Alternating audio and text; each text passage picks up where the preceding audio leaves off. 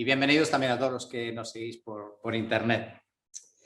Voy a leer un versículo que vale para introducir el tema de esta mañana, que es en Romanos capítulo 12 y el versículo 4.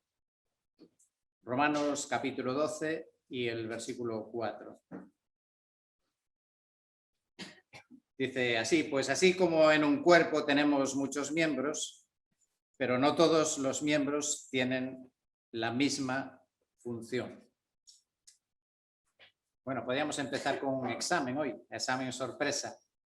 El domingo último que hablé hace 15 días, os dije que por lo menos había una palabra importante que me gustaría que pudiéramos recordar. Yo no sé si os acordáis cuál era esa palabra. Yo no pido que os acordéis del sermón, pero una palabra. Decía, había una palabra que me gustaría que recordaseis de lo que voy a decir en esta mañana. Bueno, no sé si no la sabéis o no os atrevéis, pero la palabra era relación. La Iglesia se trata de relaciones, de relación entre las personas. Estamos hablando de lo que significa ser un miembro de la Iglesia. Y hemos hablado acerca de la Iglesia local, la Iglesia universal, quienes, o sea, que la Iglesia del Nuevo Testamento sabía quiénes eran miembros y quiénes no, y también por qué era necesario eso. Y ahora estamos en el punto acerca de qué significa, ¿no?, realmente ser miembro de la Iglesia, cuáles son las características. Y hemos dicho el domingo anterior que significa ante todo relación, usando dos ilustraciones y una historia. Las ilustraciones eran el cuerpo, los miembros del cuerpo, cómo se relacionan los miembros con el cuerpo, y también la Iglesia como un edificio donde cada creyente, cada miembro es una piedra, y cómo se relaciona con el edificio. Y notábamos el ejemplo en el Nuevo Testamento.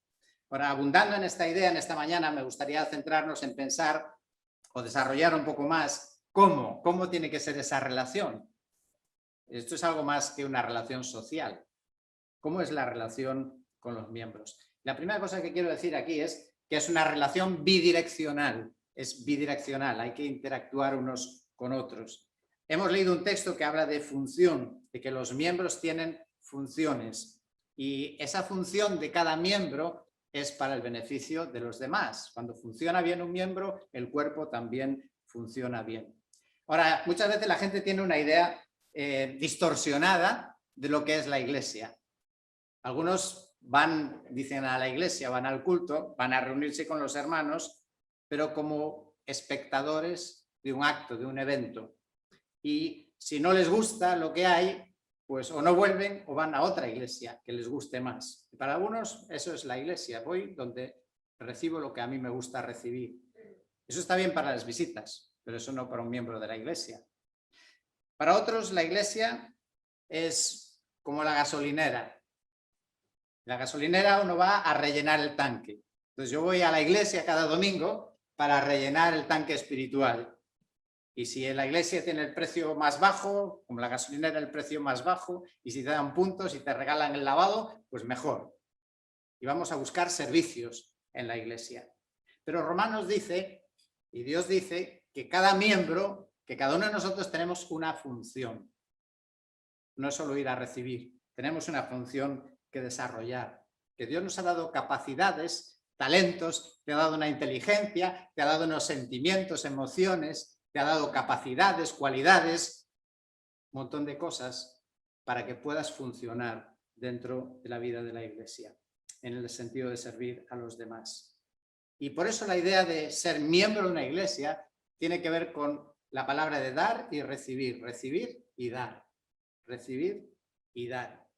Una frase muy repetida, ya la hemos mencionado, es unos a otros, unos a otros. Si lees el Nuevo Testamento, verás que repite muchas veces unos a otros.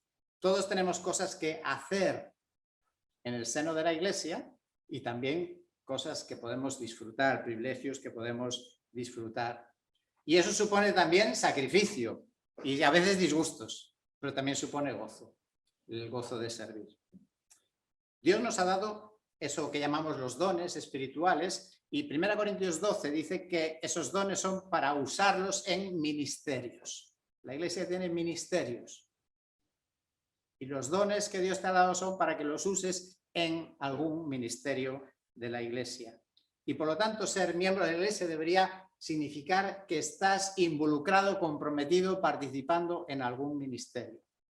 Hay muchos ministerios. Nosotros tenemos, gracias a Dios, una lista bastante larga de diferentes ministerios en los que uno puede estar. Y Dios espera que cada miembro esté en alguno de estos ministerios. Y ese es el trabajo que Dios te asignó. Él es nuestro jefe y nos ha contratado, ha pagado un precio por nosotros para que estemos involucrados en su obra. Y la consecuencia también es que un día Dios me va a pedir cuentas a mí y a ti de qué hemos hecho. ¿Os acordáis de las parábolas que contó Jesús, de los talentos o de las minas? Y Dios nos va dejando, ir haciendo.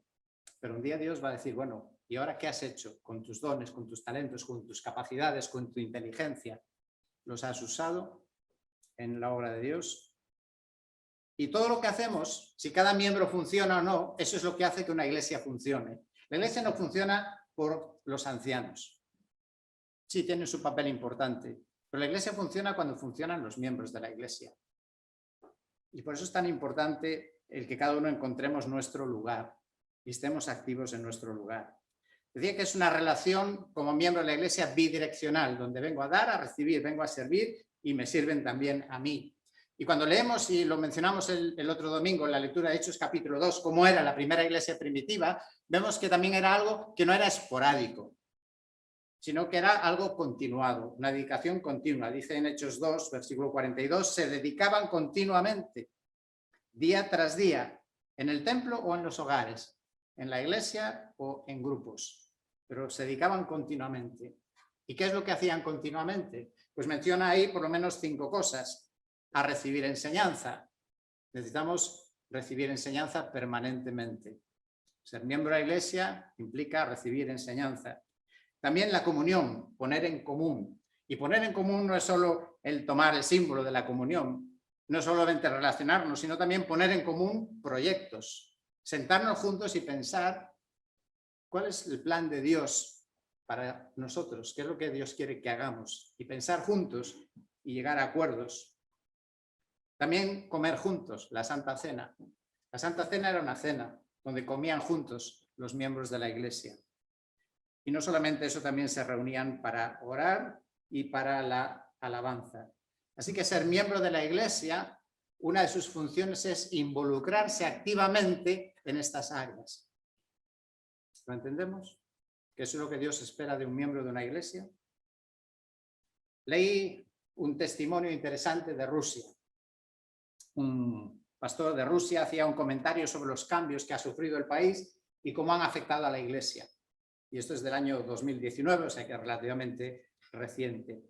Y decía que la iglesia en Rusia creció cuando las iglesias ponían énfasis en este tema de la membresía, de la importancia de ser miembros, de estar comprometidos e involucrados con la iglesia.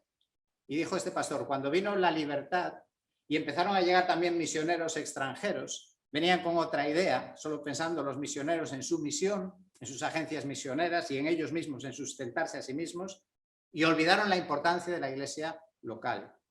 Y decían, bueno, si tú eres miembro de la iglesia universal, eso es lo importante, la iglesia local no importa. Y este pastor dice, eso trajo declive a la vida de la iglesia evangélica en Rusia. Otros motivos que también quizá no vienen al cuento. Decía un ejemplo de una iglesia grande. Yo no sé si es algo que podemos copiar o no, si tiene sentido o no, pero una cosa que hacía aquella iglesia, a cada miembro le daba una insignia que era típica de esa iglesia. Y el argumento decía que cuando los miembros llevaban esa insignia, les recordaba su pertenencia, que formaban parte de una familia, de un cuerpo, y les recordaba también su separación del mundo, su distinción. Nosotros somos los hijos de Dios, somos la familia de Dios. Y también les servía incluso para predicar a otros, porque la gente le preguntaba, oye, ¿qué significa esa insignia que llevas ahí? Una manera muy respetuosa, ¿verdad? Eso que tanto nos cuesta a veces hablar de nuestra fe a otras personas, pues que te pregunten ellos, ya te lo ponen en bandeja para hablar acerca del Señor. Claro, llevar esa insignia también significa que tenemos que ser más cuidadosos con nuestra vida, de lo que hacemos, de cómo nos comportamos, de lo que decimos, porque van a saber que eres una persona que dice ser creyente, ¿verdad? Que dice ser hijo de Dios. Ese argumento lo escuché hace años, cuando empezó a estar de moda que ponían el pez en los coches. Una pegatina que se ponía en los coches como símbolo de que era creyente, ¿verdad? Y se sigue usando en la actualidad. Y algunos me decían, yo no quiero poner el pez en el coche, porque claro, si luego un día hago una maniobra que no debo hacer, pues dirán, mira qué creyente, mira qué cristiano lo que está haciendo. Bueno, yo creo que el argumento tiene que ser que si yo pongo la pegatina me voy a esforzar en ser el mejor conductor del mundo y voy a respetar las normas y claro, podré equivocarme como cualquiera. Eso sí, luego si vendes el coche acuérdate de quitar la pegatina. ¿Sabéis lo que le pasó a uno? Que tenía un coche con la pegatina, lo vendió y después lo compró otro que no era creyente. Y un día en la calle un creyente lo vio y paró, se bajó del coche y le fue a abrazar efusivamente, hermano. Y el otro, claro, no era creyente siquiera, porque había visto la pegatina en el coche. Pero sí, pequeñas cosas a veces nos pueden ayudar en nuestra identidad.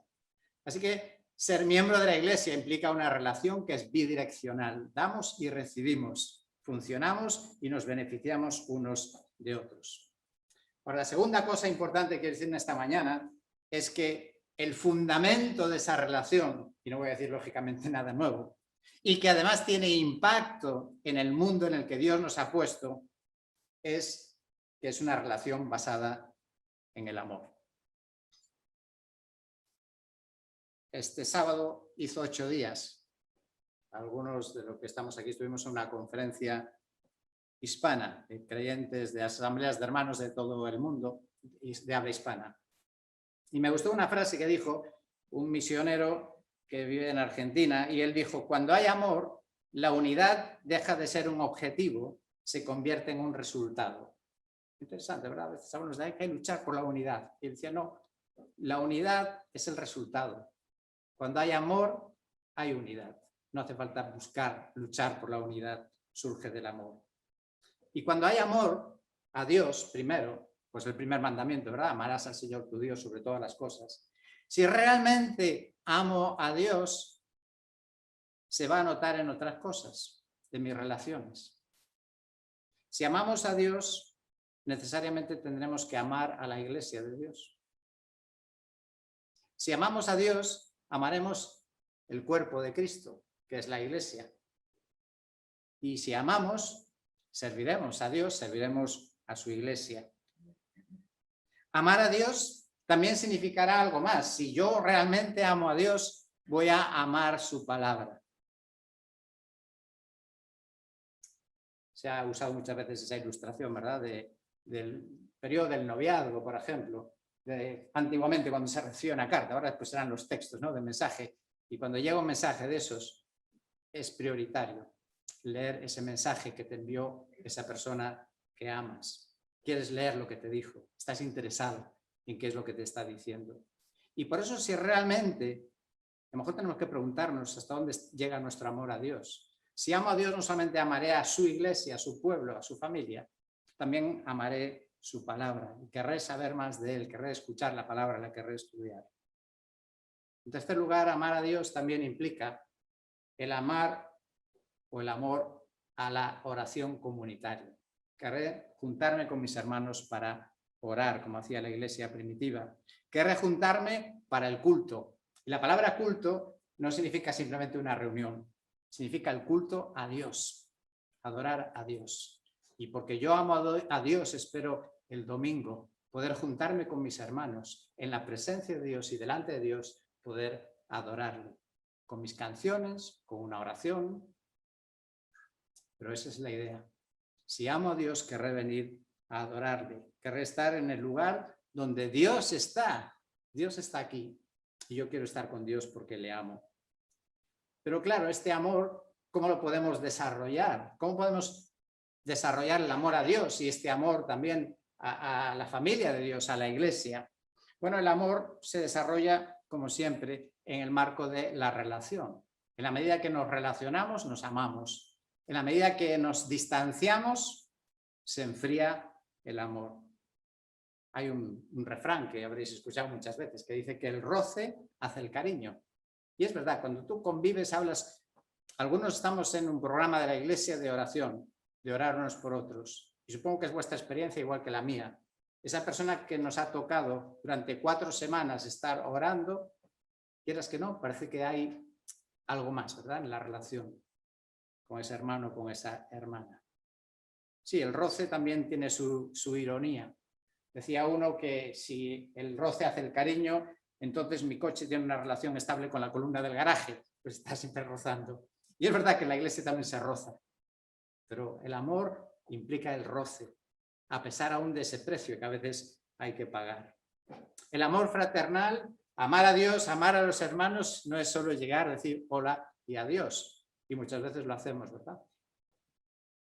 Eso no es amor, decir hola y adiós, eso es educación.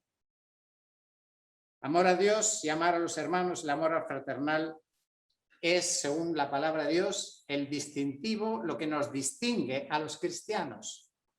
Un cristiano se distingue de un no cristiano, entre otras cosas, porque ama a sus hermanos. Leo en 1 Juan, capítulo 4, versículo 7. Amados, amémonos unos a otros, porque el amor es de Dios, y todo el que ama es nacido de Dios y conoce a Dios. Entonces, si lo leemos al revés, diría, el que no ama no es nacido de Dios, no conoce a Dios.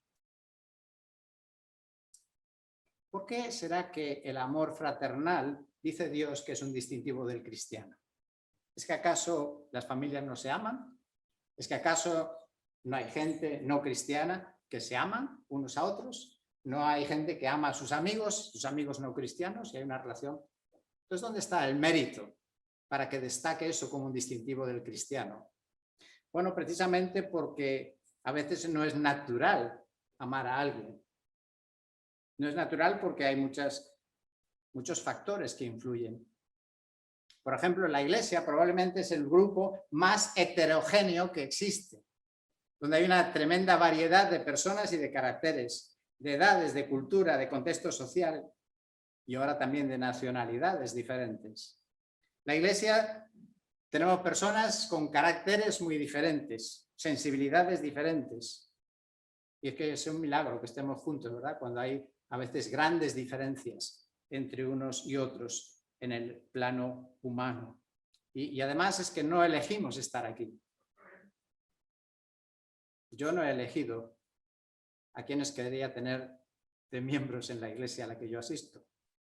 Ni la iglesia tampoco al final quiso o no quiso que yo fuera miembro de la iglesia, ¿verdad? Es el Señor que nos coloca. Tú cuando eres miembro de un club, porque decides tú apuntarte ahí y te aceptan. Pero en la iglesia no es así. Y por eso es el amor de los hermanos, ese amor de Dios que se traduce en el amor a los hermanos, es un amor a pesar de. Lo más parecido es el amor de nuestras familias, que aunque no debiera ser, pero es verdad que muchas veces donde hay la confianza, pues es donde también nos hacemos más daño unos a otros, porque la confianza nos da libertades que a veces nos extralimitamos. Pero el amor hace que aún a pesar de eso mantenemos la relación y seguimos adelante como familia. El amor de Dios, el amor a los hermanos, es algo más o es algo diferente realmente que una mera emoción. A veces asociamos, porque nuestro mundo es así, ¿verdad? Se habla de amor, se asocia con una emoción. Y por eso a mucha gente se le acaba el amor, porque es una emoción. No, el amor es otra cosa.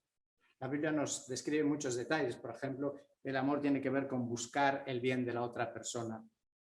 Quiero leeros una frase de un pastor de Estados Unidos que dijo: los cristianos no se juntan porque se caigan bien unos a otros, sino porque comparten una vida común en Jesús y están aprendiendo a amarse unos a otros como miembros de la familia. El amor es sacrificio. De tal manera amó Dios al mundo que ha dado a su Hijo. El amor es sacrificarse por esa persona. Da igual lo que sientas o no sientas, pero por amor te sacrificas por ella. Eso es una manifestación del amor. En el segundo siglo, un escritor cristiano muy conocido, Tertuliano, describió a los primeros cristianos, o mejor dicho, recogió lo que decían los paganos de los primeros cristianos. Es una frase que se ha repetido muchas veces. Los paganos decían de los primeros cristianos: mirad cómo se aman, mirad cómo están dispuestos a morir el uno por el otro. Eso es el amor que tenían los primeros cristianos en el siglo II. Ya no hablamos del primer siglo, es el que tenemos en los Hechos. El siglo siguiente, historia secular, pero mirad cómo se amaban. Estaban dispuestos a morir unos por otros. Y Jesús también insistió en esta verdad. En Juan capítulo 13, versículo 35 dijo: en esto conocerán todos que sois mis discípulos, si os tenéis amor los unos a los otros. Eso llama la atención. ¿Habéis escuchado el testimonio de Marcelino Alegría? Os lo enviamos, no sé si fue como un boletín, hace algunas semanas. Si no, todavía lo podéis buscar en YouTube. Si no me lo pedís, os envío el enlace. Pero escuchad su testimonio de conversión. Ahí se anunciaba como uno que fue jugador de los juveniles del Barcelona, es verdad, que jugó en los juveniles. Y él cuenta cómo fue que él llegó a conocer al Señor. Y en su relato habla de la primera vez que entró en una iglesia evangélica. ¿Qué es lo que le llamó la atención? Pues fue ver cómo se amaban, cómo manifestaban ese amor los unos hacia los otros. Sin duda es el amor de Dios que Él pone en nuestro corazón, que es el que nos capacita para poder tener ese amor los unos a los otros. Para tener amor en la diversidad. Somos diversos, pero el amor de Dios nos permite estar juntos. Sí, este amor de Dios significa, en la práctica, no pensar mal de otros. No desconfiemos unos de otros. No pensemos mal. Yo conozco gente que solo piensa siempre lo peor. Aún no saben realmente qué ha pasado y ya están pensando mal de la otra persona. Pensemos siempre bien, en positivo. No miremos pensando mal, desconfiando de nuestros hermanos. Es tu hermano, es tu hermana. El amor en la práctica significa también aceptar que todos somos imperfectos. Y yo te voy a defraudar, seguro que os habré defraudado muchas veces. Y nos vamos a defraudar unos a otros, pero a pesar de eso nos amamos. Y damos gracias a Dios por cada uno de vosotros en nuestras vidas. Todos nos equivocaremos, meteremos la pata y todos haremos daño, pero el amor cubre algunas, dice multitud de faltas. El amor fraternal significa ceder, soportar, sufrir los agravios con paciencia. Sí, esto no es lo que dicen en la calle, ¿verdad? Vete y reclama tus derechos. El Señor nos desafía a probar que perdiendo se gana, que perdiendo podemos ganar mucho, que es mejor ceder y a veces saber perder en nuestros derechos y dejar que hay alguien que está viendo todo. Hay alguien que conoce cada injusticia, cada acto que te ha hecho daño y dejar que sea Él el que ponga cada cosa en su sitio y que le dé el pago a quien se lo tenga que dar o la recompensa a quien se la tenga que dar. Dejemos que el Señor juzgue y no juzguemos nosotros. Dejemos que el Señor pague y no hagamos nosotros pagos unos a otros. Nosotros solo, dice el Evangelio, tenemos que pagar bien por mal. Quiero concluir abundando en esta idea del amor. Este amor, dice Efesios capítulo 5, ese capítulo que termina hablando del matrimonio, pero luego Pablo dice, bueno, en realidad no estoy hablando del matrimonio, estoy hablando de Cristo y la Iglesia. Y en ese capítulo empieza diciendo, andad en amor. Y llegas al versículo 21 y explica que una de las cosas que significa andar en amor es sometiéndoos unos a otros. Que yo esté dispuesto a perder, que se haga como tú quieras. Eso es amor. Dice Filipenses 2, el amor no busca lo suyo. Y Filipenses 2 está hablando del Señor Jesús, de lo que Él hizo por nosotros. Si el Señor hubiera buscado lo suyo, no estaríamos nosotros aquí hoy. Pero el Señor nos buscó a nosotros, buscando nuestro interés, nuestra necesidad. Y por eso es tan importante este culto, donde tenemos delante el pan y el vino y tenemos el tiempo de hacer memoria, el tiempo de recordar lo que el Señor hizo por nosotros. Porque ese es el amor que nos tiene que inspirar a nosotros. El amor del Salvador, de aquel que dio su vida por ti. ¿Cómo no voy a dar yo mi vida también por mis hermanos? Dice en Filipenses 2, haya pues en vosotros esta actitud que hubo también en Cristo Jesús. ¿Cuál? De servicio, de entrega. Y en Gálatas 2:20 dice que Cristo me amó y se entregó a sí mismo por mí. ¿Por quién? Cristo se entregó por mí y por ti. Dio su vida por amor a ti. Qué menos que nosotros responder también con amor hacia Él y hacia lo que Él ama, que es su iglesia.